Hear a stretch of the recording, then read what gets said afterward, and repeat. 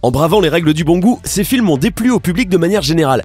Dans cette vidéo, nous nous concentrerons sur les 10 films populaires qui ont suscité la colère ou la curiosité des gens, ou les deux, en franchissant la limite de l'acceptable. Voici les 10 films comiques controversés. N'hésitez pas à liker la vidéo si elle vous plaît et si vous êtes nouveau sur la chaîne, n'oubliez pas de vous abonner et d'activer la notification pour ne rater aucune de nos prochaines vidéos. Voici maintenant la liste des abonnés qui recevront des cartes cadeaux de leur choix ce mois-ci. N'oubliez pas de nous contacter par message privé si vous en faites partie. On commence.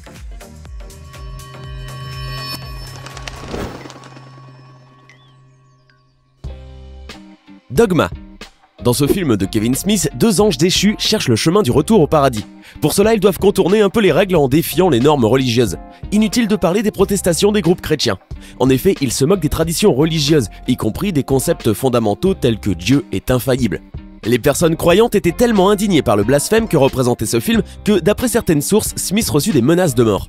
Même si l'on peut discuter de l'éthique du film, il est difficile d'ignorer le génial casting qui comprenait Ben Affleck, Matt Damon, Alan Rickman, Chris Rock et Salma Hayek entre autres. Sausage Party. Avec une histoire de Seth Rogen, Evan Goldberg et Jonah Hill, ce film s'écarte le plus loin possible sur le plan cinématographique de la tradition de l'animation. Sausage Party dévoile une comédie familiale de studio avec une saucisse parlante qui expérimente une crise existentielle. En d'autres termes, Frank découvre la vérité sur la vie au-delà du supermarché. Alors qu'une scène de débauche sensuelle, graphique et de profanation a déplu à certains spectateurs, ce fut le drame de la pré-production, exposé après la sortie du film, qui suscita la polémique. On raconte que les animateurs s'étaient vus obligés de travailler des heures supplémentaires sans paiement, sous peine de figurer sur la liste noire de l'industrie cinématographique. Pink Flamingos. Avec un slogan intitulé « La plus sale personne vivante », ce film annonce clairement ses intentions, un exercice de mauvais goût. Avec un budget de 10 000 $, le réalisateur John Waters compta moins sur la narration classique et se concentra plus sur la provocation des réactions. Du début à la fin, il aborde une variété de sujets sensibles, que ce soit la violence, la sexualité ou la scène culminante dans laquelle une drag queen mange carrément une crotte de chien. Le film s'est focalisé sur un groupe démographique spécifique et atteignit le statut de culte, vu le style cinématographique transgressif de Waters, sans parler de son sens particulier de l'humour. Team America, police du monde. Réalisé par Trey Parker de South Park, Team America montre le patriotisme américain machiste en se moquant de nombreuses célébrités. Le film ne compte que des marionnettes qui deviennent non seulement violentes mais aussi sexuellement actives.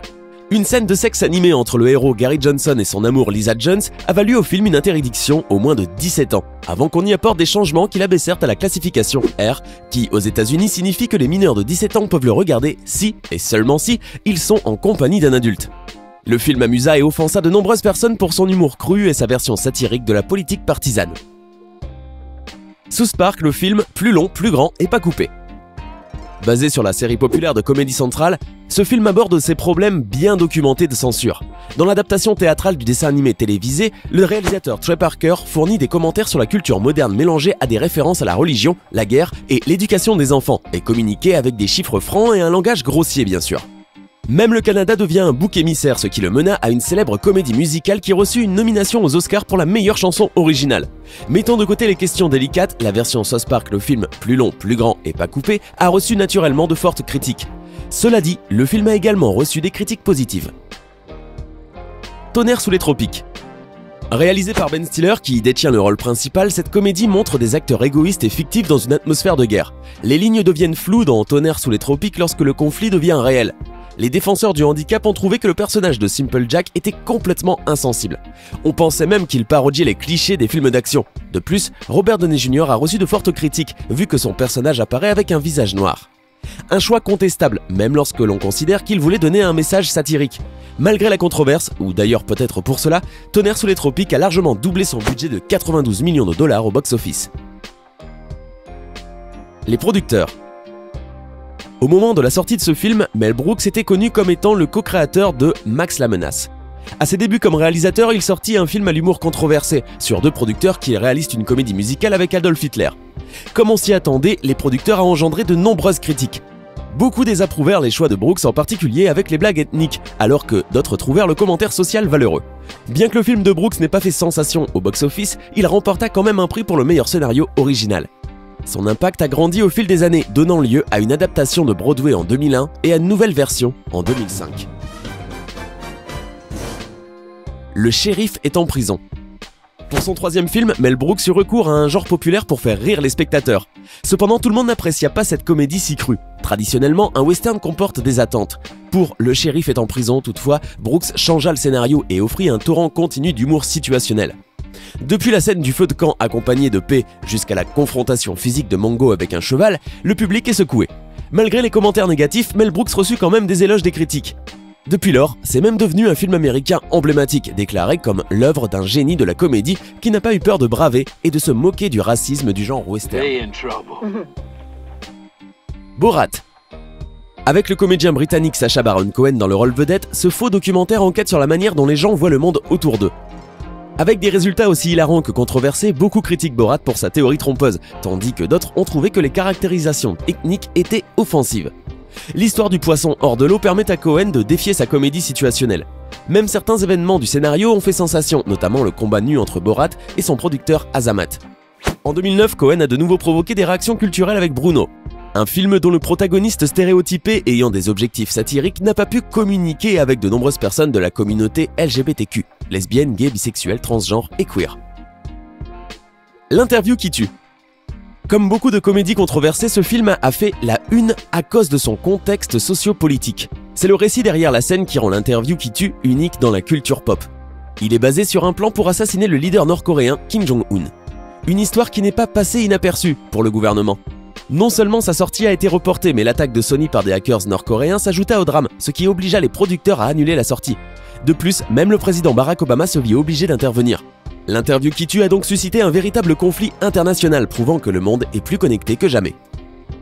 Monty Python, la vie de Brian. La vie de Brian est un film satirique créé par la troupe des Monty Python. Il fut sujet à controverse étant donné que ce film narre l'histoire d'un enfant nommé Brian, qui tomba dans un berceau voisin à celui de Jésus de Nazareth. Baptisé par erreur par les rois mages qui se rendirent très vite compte que l'étable voisine était la plus appropriée au sacre natal du véritable personnage historique, Brian allait vivre à travers les yeux d'un messie malgré lui de multiples mésaventures, toutes les unes plus rocambolesques que les autres. Les Pythons ont toujours défendu l'idée que le film est hérétique plutôt que blasphématoire, car il se moque des pratiques religieuses plus que de Dieu lui-même. En comparaison de leur film précédent Monty Python Sacré Graal, Monty Python La vie de Brian est nettement plus scénarisé tandis que l'humour y est moins absurde que satirique. Il tente à tourner en dérision différents tabous comme la croyance aveugle de certains groupes ou personnes en matière de religion, la supériorité supposée de certaines civilisations, romaines entre autres, et souligne en la caricaturant à outrance la complexité du contexte historique, politique et confessionnel de l'époque et des lieux hautement symboliques où se déroulent les événements. La Grande Bouffe. Critique plutôt acerbe de la société de consommation, La Grande Bouffe sera très mal reçue au Festival de Cannes 1973.